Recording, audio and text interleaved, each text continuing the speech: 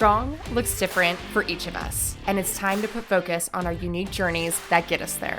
This space created weekly is for athletes to improve their mindset in order to better navigate challenges that come up in sport and in different seasons of life. On this show, we ask the questions that lead to better answers and have the conversations that truly matter. This is the Becoming Your Strong podcast. Hey, you guys, welcome back to another episode of the Becoming Your Strong podcast. I am thrilled that I have a special guest on the episode today. Those of you that are joining me may not actually know this individual, but I know him because I had the pleasure of meeting him for the very first time at the DecaFit Austin about a year ago. I can't believe it's already been a year. And what I loved about meeting him is I got to see him first off ever in one of the clinics that Kevin and I ran. And he was like super attentive to detail, asking all the questions, just like had that hunger to learn. And I knew that despite whatever like odds he was up against, that he was going to figure out a way to be really, really good. And so he joined the underdog team. He's been crushing it ever since. It's been such a blast watching him grow.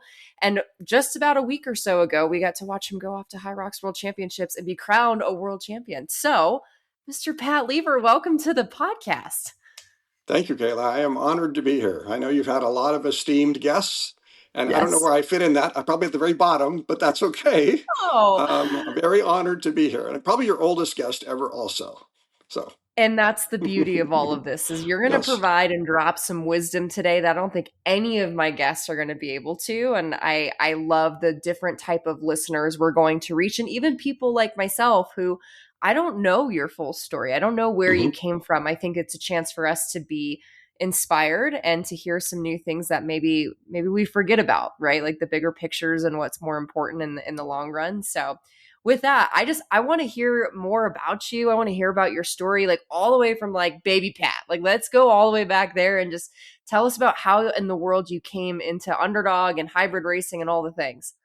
Yeah, it was. So this is all a whirlwind to me. Literally a year ago this time, I had never heard of the word HYROX, and I had just heard of the word DECA a year ago now. I kind of got into this whole space about 18 months ago when somebody challenged me to say, "Hey, let's do a mud run." And I didn't know what that was, but I looked it up and I found Spartan racing. And I found that there was a Spartan race in Arizona where I'm located. It was going to be about 4 or 5 months later. And so I told the individual, let's get a bunch of us together and go do that. And they said, "Oh, this is great. These are instructors at the gym that I was working with at the time and working out at." They said, "Okay, let's do it." So I went and bought ticket for me, said, "Okay, guys, buy your tickets." And they all chickened out. So I said, "I already bought a ticket." So I decided to start training to do a Spartan obstacle course race, just the sprint, the 5K. So that's where it all started. But if we go backward, I had been working out in the gym in the community where I live at for about a year and a half before that. And the only reason I got into doing that, we have a facility where I live. It's a gym is free. And I hadn't used it for the first few years that we moved here. And I figured, well, I might as well try it. So I remember going to some classes, had classes throughout the week, pretty simple things to do. And I was totally out of gas. And I didn't think I was in bad shape. I had grown up playing sports, typical sports as a kid, and then I excelled in baseball. So I Heck continued yeah. to play baseball through high school, and then earned a scholarship to play Division I baseball in college. Played college baseball with aspirations of playing professionally, and two things happened. I got an injury that set me back, and it caused me to lose confidence, believe it or not. I lost my starting position. When my injury had recovered, somebody else had taken my spot on the field. I got very dejected, and I go, "Ah, I've worked so hard, and now I've lost it all." So when college career ended, I didn't pursue anything more in baseball. And I just went and played recreational softball with friends, and I would play golf and just do those kinds of things. And then, of course, life gets in the way with family and kids, and you're tending to their needs. So I didn't do much of anything other than just recreational things for years.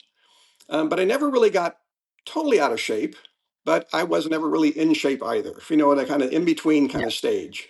I Yeah. didn't get fat or anything. I didn't eat poorly. I didn't. It was just going through life. And it wasn't until moving here to Arizona from California that after a couple of years, I go, you know what? I've got kind of free time. I'm not working. Maybe I should try working out in the gym. And I did, and I enjoyed it, but I realized I am not in good shape. Um, and then when I started getting better shape, that's when sort of the Spartan thing came up. And I figured I could do this. I really think I could do it. Um, Everybody chickened out. I went and did it. And I had a goal just to finish. Just don't kill myself. In fact, my wife said before running out the Spartan race, she goes, just don't get hurt. I'd Yeah. gone to the Yeah. doctor ahead of time. I'd gone to the doctor and a cardiologist. Everybody said, this is great, but do you know at your age, you probably shouldn't be doing this? I said, why? They go, because you're only one big injury away from, not being able to walk or something. I said, Wow. it's not going to happen. It's not going to happen. I knew I was smart enough that I was not going to let myself get hurt. And I was competitive enough to I want to do well.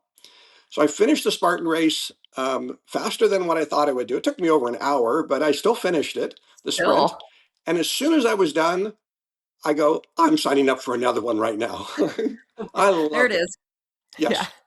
So I did another Spartan race in Arizona a couple of months after that. Then I did one a couple of months after that in Texas. I did it. So I kind of got into it. And then during that time, I on the Spartan website, there was this little link up on top that said DECA. And I go, what is this DECA thing? And I clicked on it and I go, wow, I think maybe I could do some of this stuff. I can get the equipment that I don't have. The gym has other stuff. And I started kind of working at it. And at the same time, I wanted to learn. So I wanted to YouTube. And Mm-hmm. who do I find? A guy named Bubbles, who Shocker. he had a video about every single zone in DECA. So I studied those like crazy. I kept watching him over and over, and I'm figuring out how to do this. Now, crazy enough, Arizona is a huge marketplace, 5 million people in the greater Phoenix area. Mm-hmm. No DECA affiliate gyms, none. That's That means there's crazy. no strong and no mile races held in the greater Phoenix area. So I go, what do I do? So I traveled about 400 miles to Albuquerque in July of last July. I did a strong and a mile on the same day. And lo and behold, my name appeared on the global leaderboard in the top 15. And I go, oh my goodness, for my age group. Now, granted, it's an older age group, but I made it. And I go, this is pretty interesting. And then I started researching and I go, the top 15 people can get invited to the World Championships. I go, oh boy, I got to get ready because I think I'm going to get to go. And that's when I figured this guy Bubbles, he's got a gym. I need some professional help. I can't do this on my own, both the training aspect of it and the team aspect of it, with all the coaches and all the athletes. And so I put my name in the hat, and he interviewed me, and Ricardo, my coach, interviewed me, and they said, okay, we'll take you on. And they didn't know anything about me, and so I was very thankful, and I started training, and then lo and behold, I got to go to the World Championships for DECA.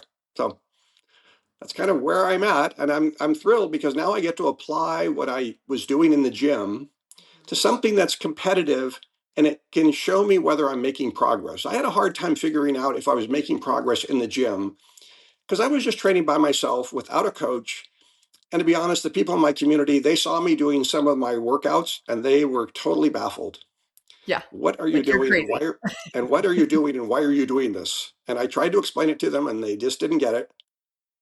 So I didn't have a training partner. And then now when I joined Underdog, I had at least virtual training partners. I had other people in my group I could bounce things off of, coaches I could bounce things off of. And then I didn't get to meet anybody until the World Championships. That's when the first time I got to meet the people on Underdog. So it was Yeah. fascinating. So that's where Wow. I am. Yeah, That is what a wild journey. What is it it has like been. now? Like, because I mean, basically your whole midlife, you didn't Yes. do anything besides recreational sports. What is it like now being a competitive athlete when the last time that you did anything sort of competitive was in your college years? Like, what's different? Um, I regret having this. There was something like this years ago that I could have done. I Right. wish there had been something. Um, I was never a runner. I could have, run marathons and half marathons and the like. And my daughters both were runners and did marathons, and I would go and cheer them on. But there really wasn't anything like this. And I guess there was CrossFit, but I didn't understand what that was all about, to get into it from that perspective. And yes, Spartan's been around for, 15 years, but I had never heard Yeah. of it, to be honest with you. Uh-huh. Didn't know what it was. So I'm thankful that there's something now for me. I wish there was something back then. Maybe if I had looked hard enough and long enough, I would have found something. Right. Um, I did. There was a couple of period of time in those midlife years where I did join a gym, like a 24-hour fitness, and would work out for a couple of years, and then I'd kind of get bored with it, and then let the Yeah. membership go away. And okay, that was great and it was good, but I didn't know what I was getting out of it, kind of a thing. So Yeah. I just wish Yeah. there was something like that before, because what it did, it sort of rekindled the competitiveness that I had when I was playing baseball, that I could do again, and yet I could do it on an individual basis, on kind of my Yeah. own schedule, kind of a thing. So Yeah, for sure.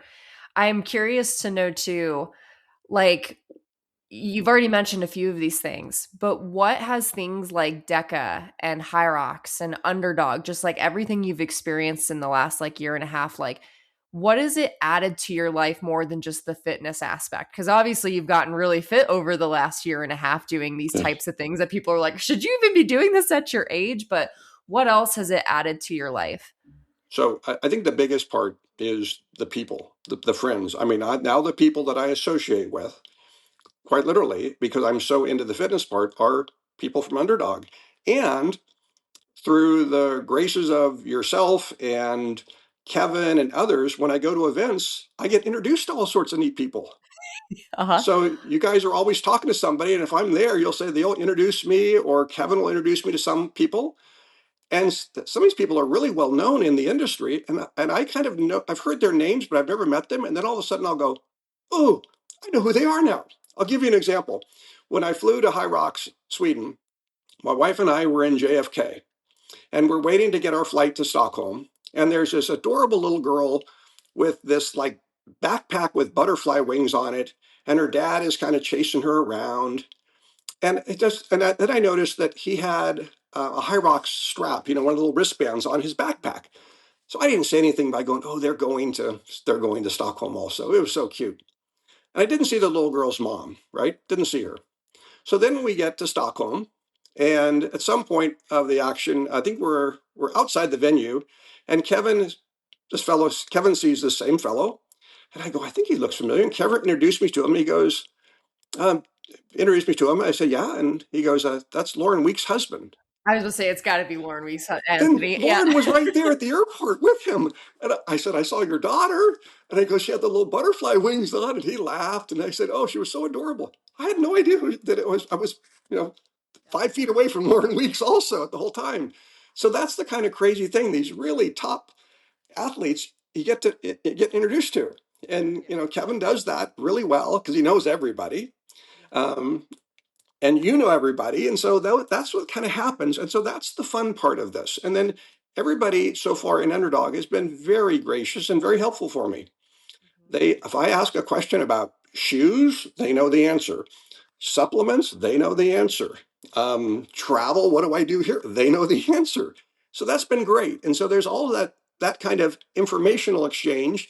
And then there's just a lot of fun banter that we all exchange Oh yeah. through online chats and those types of things. So it has really made me feel like part of a team and not just an individual pursuing something. I love Um, that. Yeah, so that's been the greatest part of it. for sure. That I would not have had without joining a team, without having a coach. I wouldn't have had any of that. And I feel for people who go and do hybrid sports on their own, because I think they're missing out by not finding some group or some team, whether it's their affiliate gym or through a more virtual kind of arrangement, and signing up and participating that way. I think and when I look at the events, when I go to them and you see the other teams that are there, they really enjoy each other's presence. So Mhm. yeah, Yeah. that's a The real key. community. That's the biggest thing. And so now, even or not, here I am, this old guy, who have all these young friends who are very fit that I didn't have a couple years ago. Yeah, So I for would sure. never dream that this would be part of it, this whole aspect of it. So Yeah, no, and everyone gets something different, but I think that's probably the one that most people talk about. If you allow for this experience too, and you really jump into it, is the community, the connection, the networking. Like yes, it's they're an incredible group of people. Like there's no doubt there'll be at least like 4 or 5 people on my bridesmaid list that are just from the underdog team because that's how close correct. we all get. But Yes, exactly right. I am curious to tap into like some of the mental things as well too. Were there any fears that you had, like knowing that where you're at in the season of life, the age that you're at, your doctor's telling you, I don't know if you should be doing these things. Like from the moment that you started Spartan, you're like, I'm going to jump into DECA now. Like, were there any fears that you had going into this, or were you like, what do I have to lose? Yeah, really not. I mean, the logical one would be injury type of thing, but I didn't feel like I've never been injury prone.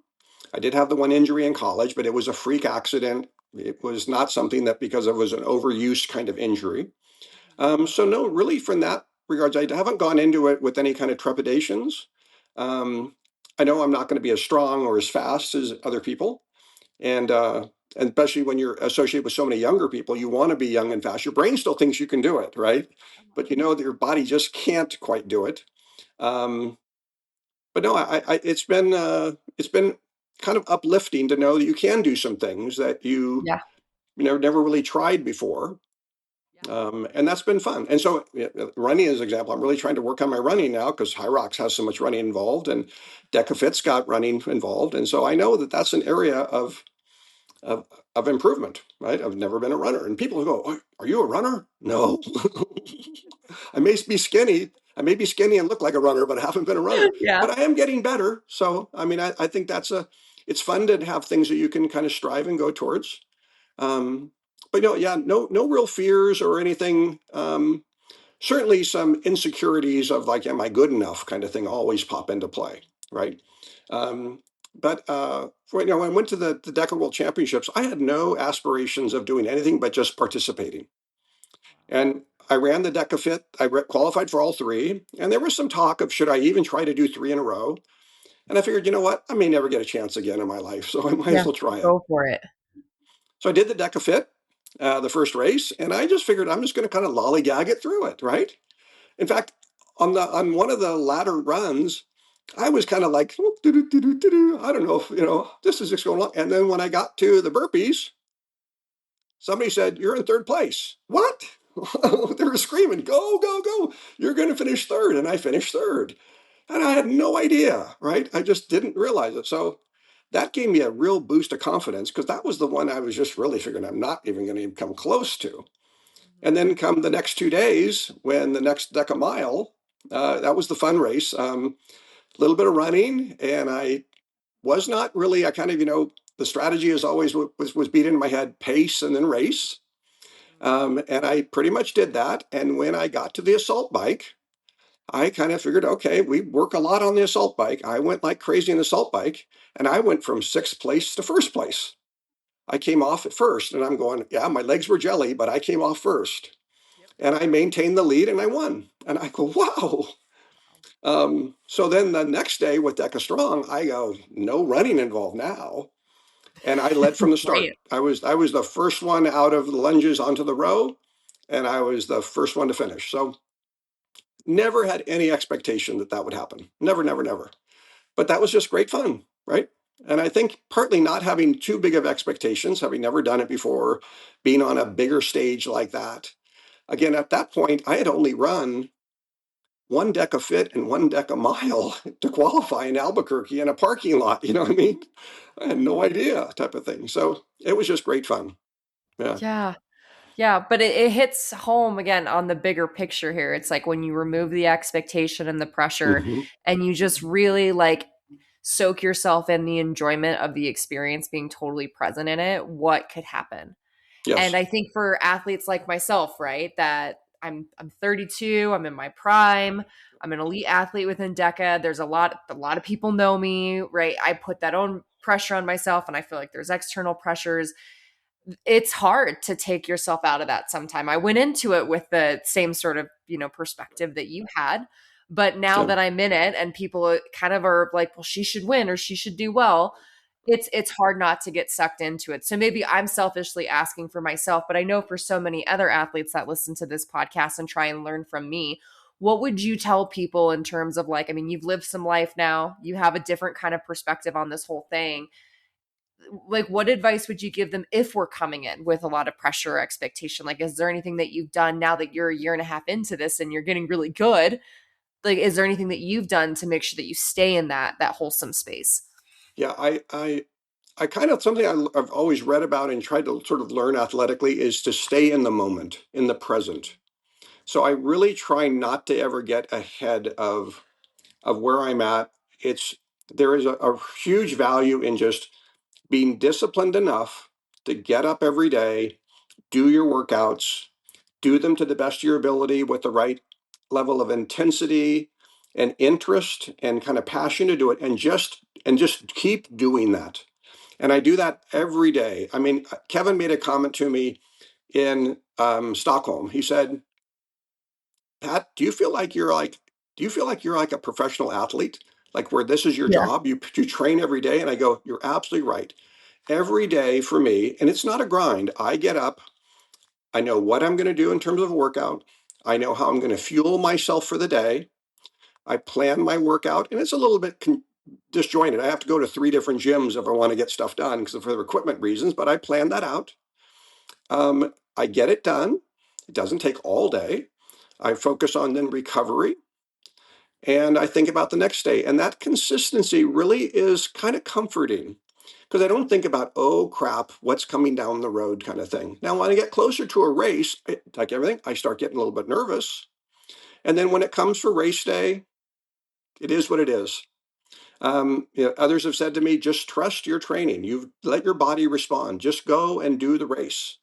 You can't do anything about it at that point. All of your training has worked up to this point. Just let it go. And so, even though I don't trust that always, and just before the race starts, once it goes, I just got to go and just forget about it. And just then it's the same kind of thing. It's just this run, this zone, the next run, the next zone, right? What are you going to do? It's no different than if you went this day's workout, the next day's workout, and just kind of, I call it kind of slugging it out. It, it, it, you don't. Sometimes you don't feel great about it, but you just do it, and it doesn't. It actually it becomes kind of comforting if you do that enough over time, and that's what I've learned about it now. Just persevere, and things will happen. So Yeah. Yeah. I think that you have a good, like, there's such great advice in just even the consistency piece, right? Like, I think that there's some athletes out there that are like cherry picking workouts or trying to do all the things because they want to stay on the trend. They want to make sure that they're doing enough, right? And so they're maybe going away from the basics that if you just stay simple or consistent to the simple basics, you're going to see yourself like really, really fly. yes, But then again, yeah, that other piece too. One thing that it reminded me of when you were talking was what stresses us out and what disturbs us is not what is, but what we think might be. And hmm how often do we live in the next zone versus living in the zone that we're in? correct. Like, how many of us right before, like, standing at the starting line, we're looking at zone 7 being like, oh, I really don't want to be there, like this is going to be horrible, versus hmm just I'm at the starting line, I'm grateful that I even get to line up in the first place, like here I am, there's hi mom, like living in that kind of moment. That has really helped me of like even for some training sessions, like, Yes, yeah, we know this is a hard one based off the fact that we've done it before, but like leave the door open for opportunity for it to surprise you. And that's how I've started to deal with it. So it sounds like you're in the same space of like, just be in the zone that you're in right now. Yeah. Yeah. I love that. What was it like lining up? Cause you were with Kent, yes, for the doubles. correct for the doubles. Okay. Yes, And I love Kent. I know Kent works a yes, lot on his mindset too. And I think that it's also comforting to have a really mentally and physically strong partner next to you to know that, like, whatever happens, I've got this person to lean on and vice versa. But like, what was it like in that moment? Were there a lot of nerves? Were there things that you were telling yourself, or were you just like, it is what it is, let's just go do it? Yeah, the whole thing with Kent was really interesting. I met Kent in Austin also, Yeah. DECA, and then I saw him at the World Championships, but didn't know much about him. But just, he's very friendly, knows everybody, he's got a lot of experience. And I was going to race HYROX New York with Kevin Gregory. So when I raced HYROX Phoenix and finished third, we were getting ready for the award ceremony, and Kevin goes, the guy who finished second, Kevin goes, oh, it was a doubles. It was a doubles up there. And Kevin, so we were watching them, and some guys in the age group that Kevin and I would be in, they did it at a time. And Kevin goes, look, Pat, we can do that. What? He goes, we're going to sign up for New York. Oh, Kevin, oh, okay. I was terrified. Because we can do that. We can make the podium in New York. If those guys can do it, we can do it. And I went, okay, Kevin. So we signed up. So I was more nervous about that than going to the World Championships, to be honestly, having to race with Really? Kevin in New York. So it was only about maybe 3 weeks, 4 weeks before New York. I saw a post on Instagram that HYROX World put out about the 70 to 74 age group, two men who set the fifth fastest time of all time. They did their HYROX doubles in an hour and 52 minutes. I sent it to Kevin. Kevin, I beat that in Las Vegas by 9 minutes by myself. These two guys did an hour 52. I said, you get me a partner, no disrespect to you, Kevin, but you get me a partner 70 to 74, and we can win the world championships. And Kevin Oh my goes, call God. Kent. Call Kent. And I hadn't even thought of it. So I called up Kent and I said, Kent, would you be willing to, on a short notice, were you willing to go to New York? I got a ticket. Kevin will transfer his over. And Kent goes, let me think about it. And he calls me back the next day and said, yeah, let's do it. Wow. So we went to New York. We had a ticket. We won our weekend. We qualified. It's the first time we'd ever raced together. But we meshed right away. We're very similar in ability and very similar kind of in mindset. And he's got a lot more experience. So I let him kind of, if I say something that's dumb, you correct me on what you think, how the course of action or strategy should be. We had a really, I think, cohesive strategy. We followed it really to a T in New York. And when we went to Stockholm, we did the same thing. We said, we're just going to race the same way. Now, interestingly enough, we both were in the solo race the night before in the same heat, in the same wave. And we both, we're chatting. We said, you know what? We probably aren't going to win the solo because there are some guys that are really fast. But let's just both put on individually good races, good tune-ups, give it our all. We're not going to sandbag it, but we probably can't win it.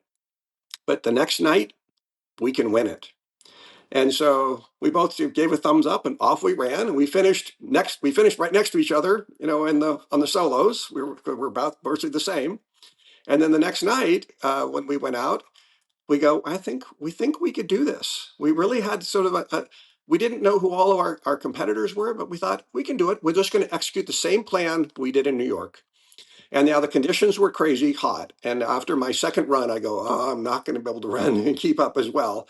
But I was worried, but we did it. Everything went smoothly. No hiccups. We did get 3 warnings because the judges were really tight. And so 3 times we got warnings. One was really picky. And we both just said to each other, forget about the warning, be a little more cautious on what we're doing to finish that work, which we did. No penalties associated with it. And it was crazy thing is that I had no idea because we were running with a whole bunch of people also in the earlier age group, 60 to 69. I didn't know where we stood in the race. Well, And that's Kent, hard. Kent had an idea. And I really thought, because I was so tired, I thought we're not going to do very well. And so, unbeknownst to me, Kevin understood the process and he found the guy with the iPad out on the course when we were doing farmers. And he said, who's in first place in the age group? And they go, Lever and Smith. Kevin goes, okay, good. So he went back and told all the fans, don't say anything to them. They're going to win this. And when we finished our last run and we had to come into wall balls, stupid me again, not understand the process. There were double stations for wall balls. Yeah. And we came running in and we thought, we just kind of went to one where we saw some judges' challenge to go. And all of a sudden, Kent was ahead of me, and the guy with the iPad was there, and he's screaming at me, "No, over here, over here. Kent, we got to go over here." So we went around the corner to another set of wall ball stanchions, and he's saying, "Go to the first station, go up to the very first one." And I'm going, "Why are we going to the very first one? There's ones right here." Well, that's where the person with the microphone is.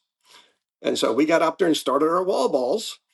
Kent did a set, and I did a set, and Kent did a set, and I did a set, and we're getting ready to go. And now the person on the microphone, and we're dead tired, is screaming, saying our names, and they're saying they're going to be the new world champions. And You're it like, didn't oh, register. It did not register. I didn't even hear that. I know is I listened to the video afterwards and saw all that. So I was finishing the wall balls, and I'm in the like 92, and all of a sudden she starts counting them down on the whole over the whole arena.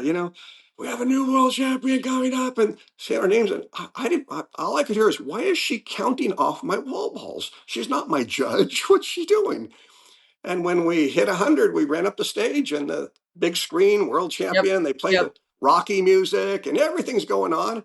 And I turned to Kent and I said, "Who's this for?" He goes, "We just won." I said, "No way."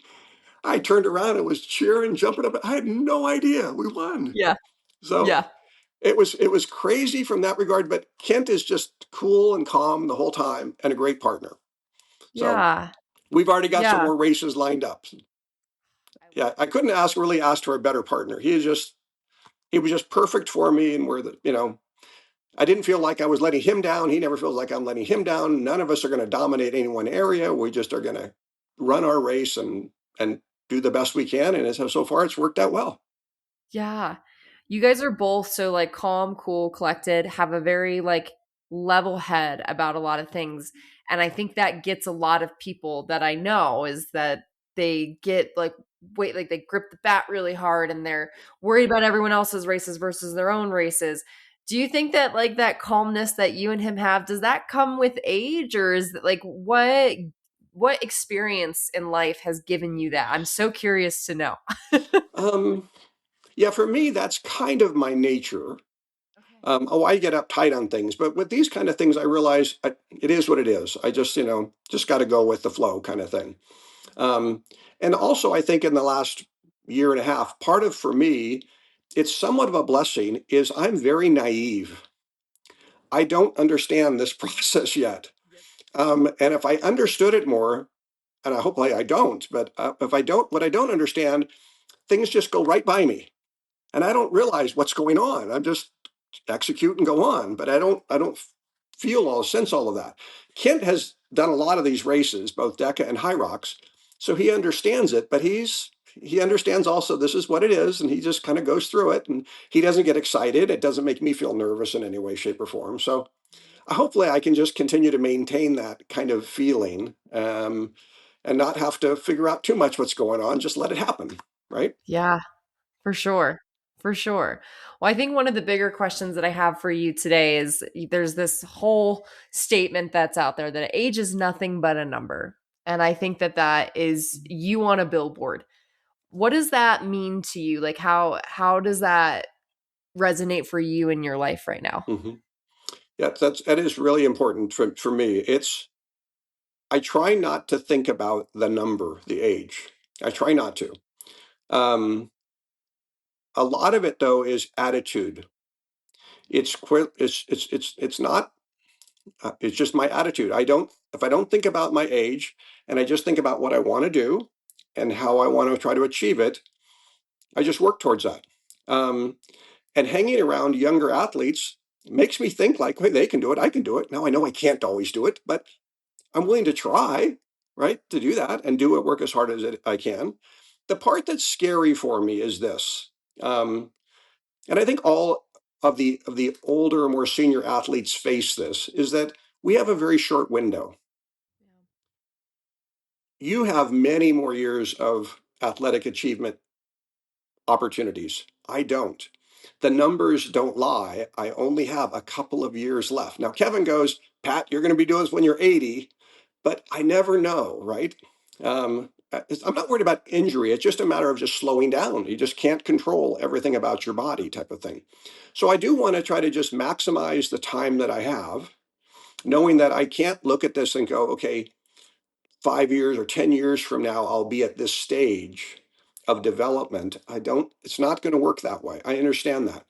But I try not to think about that. I know it's there always, but I try to, again, stay in the present, take the opportunities where you have them right now. And I try not to think of my age. I really don't. And I look at others, and I think they shouldn't look at their age, especially if they're a more senior athlete. Just go and do it. If you start dwelling on it, it becomes kind of a chain around your neck kind of a thing. For sure. Um, and so if you feel good and you want to do it, then go ahead. And I think there's a lot of folks who don't pursue it because of two reasons. I think they are worried that they might get hurt. And there's not a lot of ways to get hurt doing HYROX or DECA. Spartan races, you could fall off a wall, or Yeah. you could do something that could really, could hurt you more. But there's not too many ways in the hybrid space indoors where you're going to get injured. And if you're doing your training properly, you're fueling properly, recovering properly, you're not going to get hurt there. Oh, do I have nagging soreness all the time? That's just a function of kind of getting old.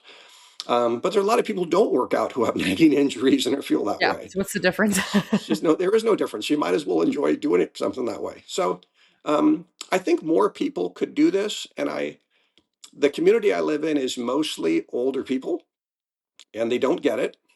I wish they did. I wish I could show them what they could do. Um, and there would be these opportunities for them to try these things, even on a small scale, even just try and go into I know it's not a lot of opportunities here, but going to a DECA Strong and just doing that. They could do that. So many people can do this. And then the feeling that, hey, I accomplished something. And it makes their kind of workout or whatever they want to do all that more rewarding, I think. Um, Absolutely.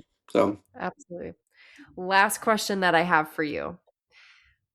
This is probably coming from like the perspective of like if you were to talk to kids or to grandkids, right? Like you're talking to me.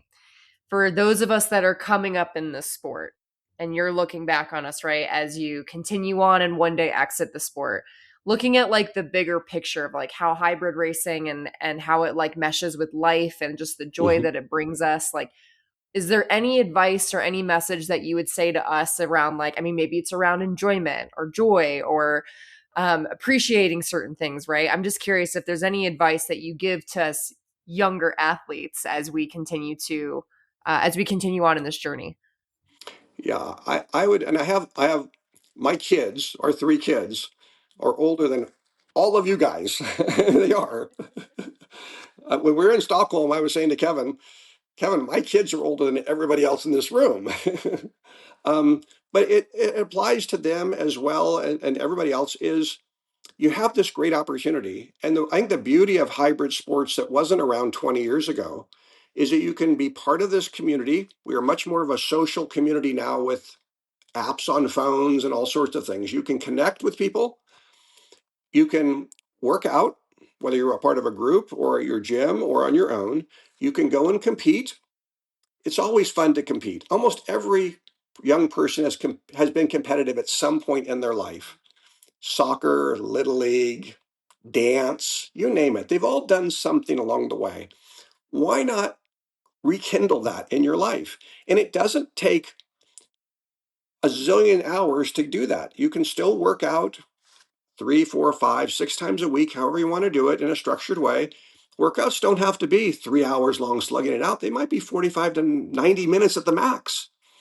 You can do that. You can recover. You can have tons of fun with your friends and or your life or your job. And you can compete now and then. And that's kind of up to you. What a great way to do that, because there's not many sports for people in their, unless they're truly professionals, right? Baseball or basketball, that you can do this at and kind of have a competition and do something that's fun and get a t-shirt and get a medal and share with your friends and post stuff online. It is a great part of life and it makes you feel good. And I think that's the biggest thing. It makes people feel good. So go and do it. It's not hard and scary. Just go and do it. And yeah, if you didn't like it, that's fine. But I think almost everybody finds they like it. Mhm. And they Oh yeah. find some aspect of it where they enjoy it. And then they meet a bunch of new friends who are like-minded in that whole fitness space. So Yeah. Yeah. So I think that's I'll give you it, an right? example of that. My daughter, my youngest daughter, um, she and I raced Deca Fit in Austin this year. And she goes, Dad, I think I want to do this with you. Why don't you try it? I said, okay. Now she has been a runner kind of growing up and played volleyball, but now she's a mom and takes care of the kids swimming and all that kind of good stuff. And it was a home event for her. So I said, she started training for it. Then she got terrible shin splints and she couldn't train. But she rode the bike and she still did it all. And so we decided on the DecaFit how we're going to divide the workup. She goes, Dad, I'm not strong enough to carry the farmer carries, but I can do box overs in 30 seconds. I said, great. We know how we're going to divide this up. So we did the race. We finished third in our age group. And she got a banner and it was a great time. And she afterwards, she goes, Dad, I have such a greater appreciation for what you have been doing and what you are doing. I didn't realize how difficult this was and how much fun it is. So all of that combined, she goes, she's wants to do more of this, and I think that's great, right? That's what the whole beauty of this sport is at this point, and that's what I would tell young people: get involved. It's really easy to get involved. Yep. Get a coach if you think you need a coach, and you probably do. Join a gym or have like-minded people who do it also if you can, and just participate, and you're going to love it. So Yeah. And don't forget to have fun because that's where that's all really of the right. magic's at. Correct. Correct. Well, thank you so much for joining us this week. I'm sure that there are plenty of people that are just like in awe of what you're doing. And I know that we will be in awe of what's to come. So I'll be excited to celebrate with you when I see you next. And thanks again for joining. Thank you. I appreciate it.